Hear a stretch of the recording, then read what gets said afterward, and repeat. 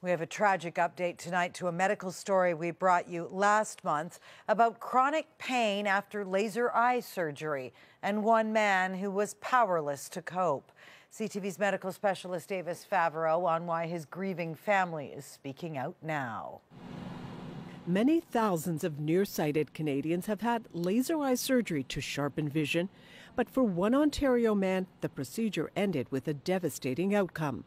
Paul Fitzpatrick got his first PRK treatment in Toronto more than 2 decades ago. It ruined his life. I told him that. His family says it set him on a painful journey, so convinced it contributed to his recent death by suicide, they put it in his obituary. I think he just realized he had to end the pain.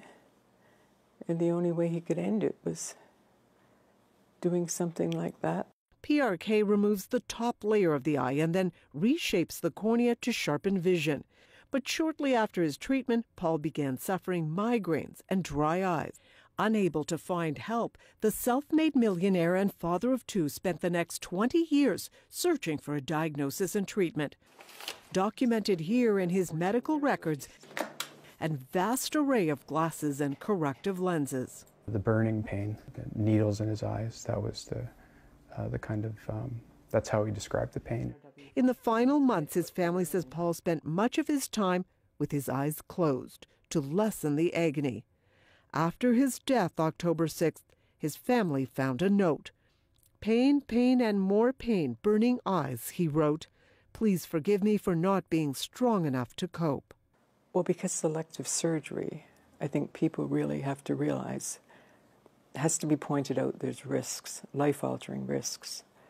Many patients have had PRK and other LASIK eye surgeries with no complications, but doctors have identified a rare condition called corneal neuralgia, pain linked to nerve damage in the eyes. He left no stone unturned. Paul's family suspects that's what he suffered, but he never got a diagnosis, a reason they are telling his story. Having known what Paul has gone through, he would expect us to tell his story. We want to underline that Paul's case is very rare, but there have been other cases of reported suicides linked to laser eye surgery, Lisa, both in the U.S. and in Europe. Very frightening, Avis. As you say, it's rare, and there are so many people thrilled with the outcome of this surgery. So is that help available for those who need it? Well, what we're hearing is that it's not readily available. A lot of patients are told the pain is in their head. They go from doctor to doctor. We have heard of some surgeons and eye specialists who are looking at solutions, but it's not widely available. Okay, we'll certainly follow this. Avis, thanks for this tonight.